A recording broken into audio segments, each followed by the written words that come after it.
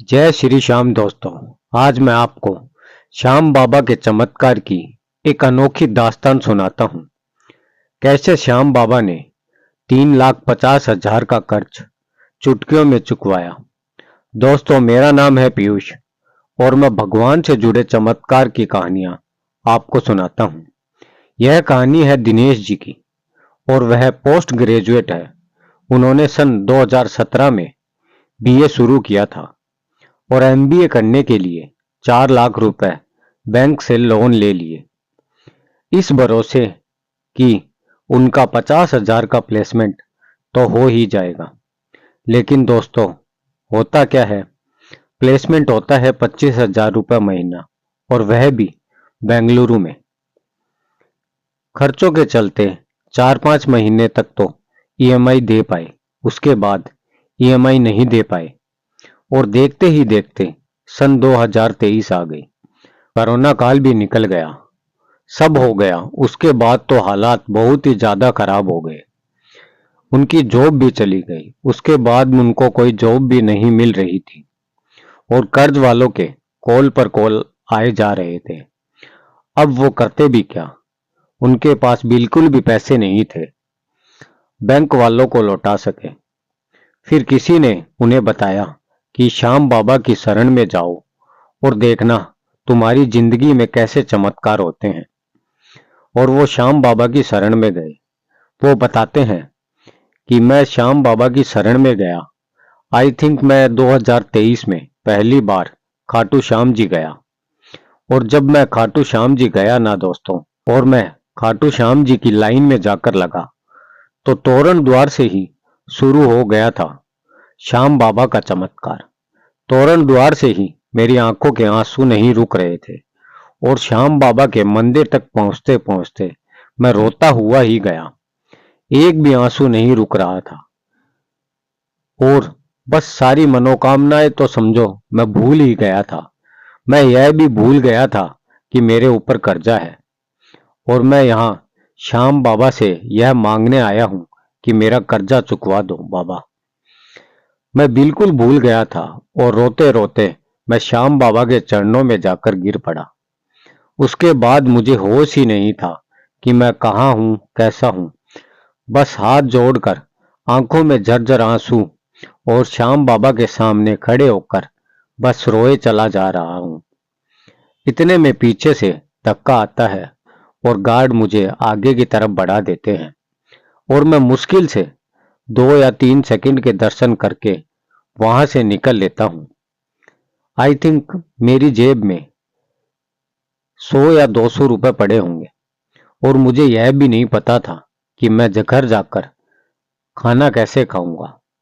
फिर मैं वापस आता हूँ, जैसे तैसे करके खर्चे चलते हैं, कुछ इधर उधर से उधार लेकर जैसे तैसे साल गुजर जाता है और देखते देखते 2024 आ जाती है।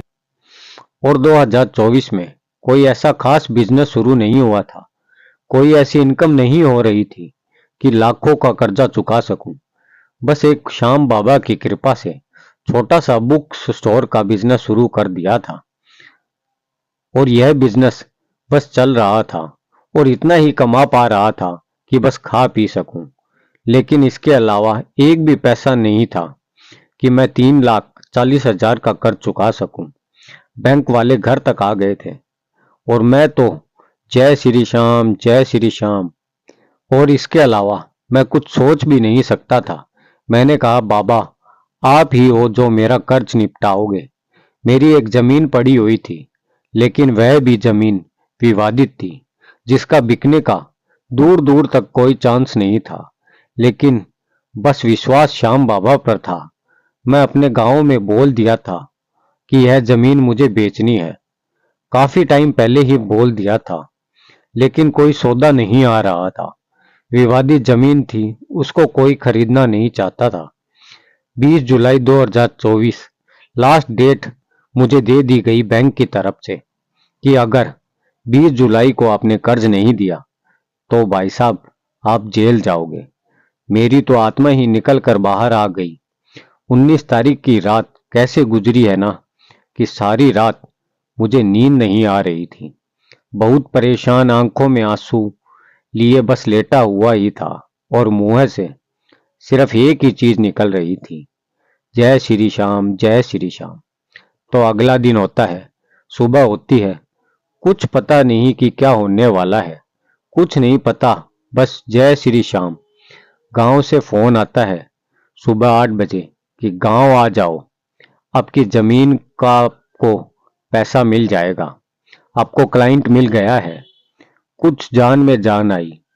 बैंक वालों का सुबह 10 बजे फोन आ गया कि भाई साहब आ रहे हो ना।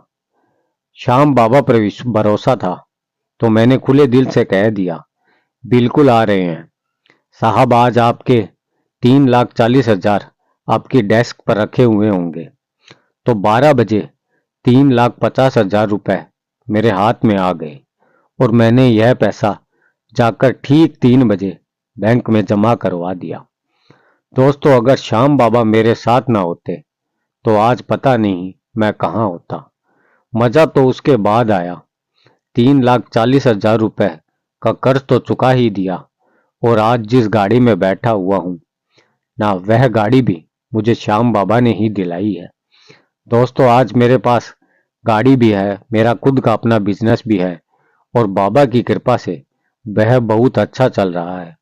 चमत्कार होते हैं साहब, चमत्कार होते हैं। बस विश्वास चाहिए श्याम बाबा पर, विश्वास चाहिए भगवान पर। जब जिंदगी में सब कुछ छोड़ जाता है ना, तब आपका कोई रिश्तेदार आपका साथ नहीं देगा सिवाय भगवान के। तो दोस्तों, आज की कहानी में इतना ही। कहानी पसंद आए तो लाइक, कमेंट और सब्सक्राइब जरूर करें। धन्यवाद। जय श्री श्याम दोस्तों।